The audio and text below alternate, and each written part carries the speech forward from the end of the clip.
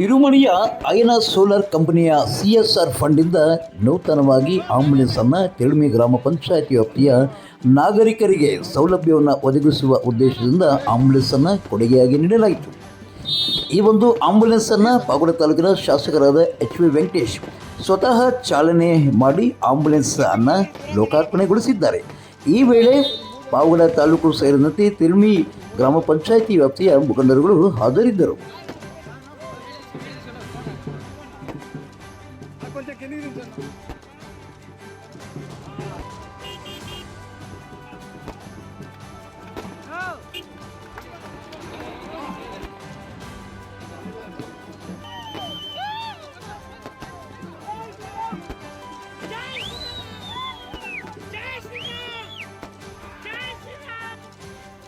ನಮ್ಮ ಗಣತಿ ನಮ್ಮ ಅಭಿವೃದ್ಧಿ ಜನಗಣತಿ 2027ರ ಮೊದಲ ಹಂತ ಭಾರತ ಸರ್ಕಾರದಿಂದ ರಾಜ್ಯ ಕೇಂದ್ರಾಡಳಿತ ಪ್ರದೇಶಗಳಲ್ಲಿ ಮನೆ ಪಟ್ಟಿ ಮತ್ತು ಮನೆ ಗಣತಿಯ ಪ್ರಕ್ರಿಯೆ ಪ್ರಾರಂಭವಾಗಲಿದ್ದು 15 ದಿನಗಳ ಕಾಲ ಸ್ವಯಂ ಗಣತಿಗಾಗಿ ವಿಶೇಷ ಸೌಕರ್ಯ ಒದಗಿಸಲಾಗುತ್ತಿದೆ.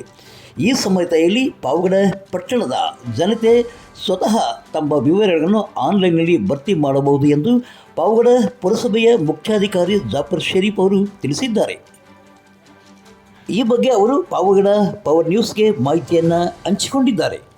ಪಾವಗಡ ಪಟ್ಟಣದ ಸಮಸ್ತ ಸಾರ್ವಜನಿಕರಿಗೆ ಪಾವಗಡ ಕಾರ್ಯಾಲಯದಿಂದ ಒಂದು ಪ್ರಕಟಣೆ. ಭಾರತ ಸರ್ಕಾರ ಸ್ವಯಂ ಗಣತಿ ಸೆಲ್ಫ್ ಎನ್ಯುಮರೇಷನ್ ಒಂದು ಕಾರ್ಯಕ್ರಮ ಜನಗಣತಿ 2027 ಮೊದಲನೇ ಹಂತ ಪ್ರಾರಂಭವಾಗಿದೆ.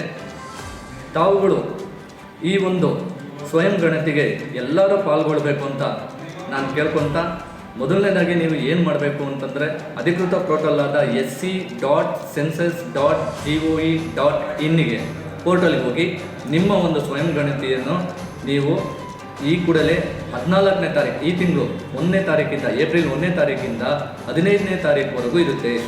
ಸ್ವಯಂ ಗಣತಿ ಕಾರ್ಯವು ಚಾಲ್ತಿಯಲ್ಲಿರುತ್ತೆ. ಅದಾದ ನಂತರ ನಮ್ಮ ಗಣತಿದಾರರು 15ರ ನಂತರ ನಮ್ಮ ಗಣತಿದಾರರು ನಿಮ್ಮ ಮನೆ ಬಾಗಿಲಿಗೆ ಬಂದಾಗ ಈ ಒಂದು ನೀವು ಸ್ವಯಂ ಗಣತಿ ಮಾಡಿಕೊಂಡಿರುವ ಒಂದು SCID ಅದನ್ನು ನೀವು ಮೊಬೈಲಲ್ಲಿ ಸೇವ್ ಮಾಡ್ಕೊಂಡಿರಬೇಕು.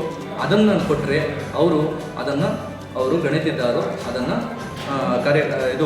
ಸೆಲ್ಫ್ ಎನ್ಯುಮರೇಷನ್ನ ಅಳವಡಿಸಿಕೊಳ್ಳುತ್ತಾರೆ.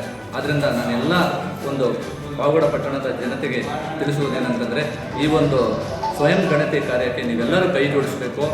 ಹಾಗೆ ನೀವು ಈ ಒಂದು ಮೊಬೈಲಲ್ಲಿ ಮಾಡಬೇಕಾದ್ರೆ ಒಂದು ಅಂಶ ಜ್ಞಾಪಕದಲ್ಲಿ ಇಟ್ಕೊಳ್ಳಿ, GPS ಲೊಕೇಶನ್ ಯಾವಾಗಲೂ ಆನಲ್ಲಿ ಇಟ್ಕೊಂಡು ಈ ಒಂದು ಸ್ವಯಂ ಗಣತಿಗೆ ಸೆಲ್ಫ್ ಎನ್ಯುಮರೇಷನ್ಗೆ ನೀವೆಲ್ಲರೂ ಭಾಗವಹಿಸಬೇಕಂತ ಈ ಮೂಲಕ ಎಲ್ಲರನ್ನು ನಾನು ಸರ್, ಈಗ ಒಂದು ವೇಳೆ ಅವರ ಮೊಬೈಲಲ್ಲಿ ಸ್ವಯಂ ಘೋಷಣೆ ಅಂದರೆ ಏನು ನೋಂದಣಿ ಮಾಡ್ಕೊಳ್ಳಿಲ್ಲ ಅಂದರೆ ನೆಕ್ಸ್ಟ್ ಫರ್ದರ್ ಏನು ನೋಂದಣಿ ಮಾಡ್ಕೊಳ್ಳಿಲ್ಲ ಅಂತಂದರೆ ಪರವಾಗಿಲ್ಲ. ನಮ್ಮ ಗಣತಿದಾರರು ಏಪ್ರಿಲ್ 15ರ ನಂತರ ಪ್ರತಿ ಮನೆಗೆ ಭೇಟಿ ನೀಡ್ತಾರೆ. ಓಕೆ, ಅವ್ರು ಬಂದಾಗ ಅವಾಗಾದರೂ ನೀವು ಗಣತಿಗೆ ಅವರಿಗೆ ನೀವು ಸಹಾಯ ಮಾಡಬೇಕಾಗಿ ನಾನು ಎಲ್ಲ ಒಂದು ಪಾವಗಡ ಪಟ್ಟಣದ ಜನತೆಗೆ ಕೋರ್ಕೊಳ್ತೀನಿ. ಅಲ್ಲ ಸರ್, ಈಗ ಗಣತಿದಾರರು ಯಾವೆಲ್ಲ ಅಂಶಗಳನ್ನು ಕೇಳ್ಬೋದು ಅಂತ ಅವರು ಸಿದ್ಧಪಡಿಸ್ಕೊಳ್ಳೋದಕ್ಕೆ ಏನಾದರೂ? ಹೌದು, ಗಣತಿದಾರರು ಯಾವ್ಯಾವ ಅಂಶಗಳನ್ನು ಕೇಳ್ತಾರೆ ಅಂತಂದ್ರೆ, ಒಂದು ಕುಡಿಯುವ ನೀರಿನ ಬಗ್ಗೆ ಕೇಳ್ತಾರೆ, ಮನೆ ಕಟ್ಟಡದ ಮಾಹಿತಿ ಬಗ್ಗೆ ಕೇಳ್ತಾರೆ, ಶೌಚಾಲಯದ ಬಗ್ಗೆ ಕೇಳ್ತಾರೆ, ಆಮೇಲೆ ಮನೆಯಲ್ಲಿ ಎಷ್ಟು ಜನಸಂಖ್ಯೆ ಅನ್ನೋದನ್ನ ಕೇಳ್ತಾರೆ. ಈ ಎಲ್ಲ ಅಂಶಗಳನ್ನ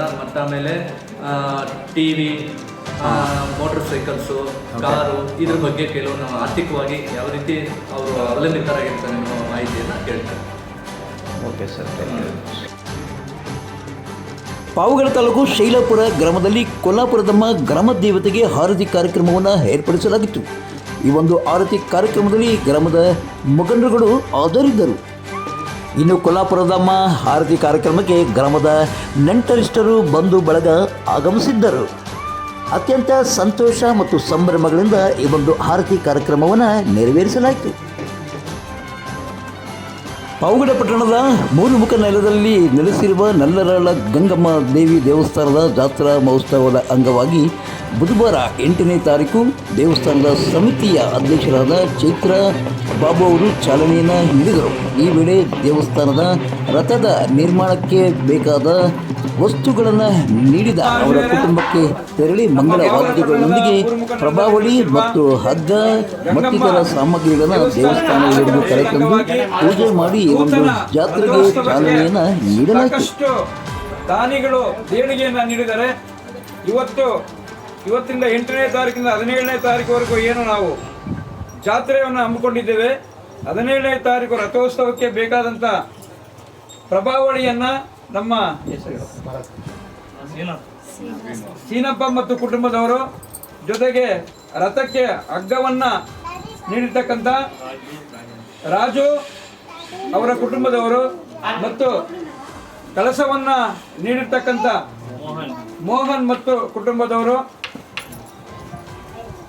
ಆರತಿಯನ್ನು ನೀಡ್ತಕ್ಕಂಥ ವೇಣು ಮತ್ತು ಕುಟುಂಬದವರು, ಜೊತೆಗೆ ರಥಕ್ಕೆ ಇನ್ನೂ ಬೇರೆ ಬೇರೆ ರೀತಿಯಾದಂಥ ದೇಣಿಗೆ ನೀಡಿದಂಥ ಎಲ್ಲ ಭಕ್ತರಿಗೂ ನಮ್ಮ ನಲ್ಲರಾಳ ಗಂಗಮ್ಮ ದೇವಸ್ಥಾನದ ಸಮಿತಿ ವತಿಯಿಂದ ಅವರಿಗೆ ಆಯುರ ಆರೋಗ್ಯ ಅಷ್ಟೈಶ್ವರ್ಯ ದಯಪಾಲಿಸಲಿ ಅಂತ ಹೇಳ್ತಾ, ಆ ನಲ್ಲರಾಳ ಗಂಗಮ್ಮ ಕೃಪಾ ಕಟಾಕ್ಷ ಅವರಿಗೆ ಸಿಗಲಿ ಅಂತ ನಾವು ಈ ಒಂದು ಜಾತ್ರೆಯ ಮೊದಲ ದಿನ ಪ್ರಾರ್ಥನೆಯನ್ನು ಮಾಡಿಕೊಳ್ಳುತ್ತಾ ಈ ಪಾವಗಡ ತಾಲೂಕಿನ ತಾಜಾ ಸುದ್ದಿಗಳಿಗಾಗಿ ನಮ್ಮ ಚಾನಲನ್ನು ಪಾವಗಡ ಪವರ್ ನ್ಯೂಸ್ ಎಂದು ಟೈಪ್ ಮಾಡಿ, ಸಬ್ಸ್ಕ್ರೈಬ್ ಮಾಡಿ, ಜಾಹೀರಾತು ನೀಡಿ ಪ್ರೋತ್ಸಾಹಿಸಿ, ಬೆಂಬಲಿಸಿ, ಲೈಕ್ ಮಾಡಿ, ಶೇರ್ ಮಾಡಿ. ನಾನು ನಿಮ್ಮ ಸತ್ಯ ಲೋಕೇಶ್, ಸಂಪಾದಕರು ಪಾವಗಡ ಪವರ್ ನ್ಯೂಸ್.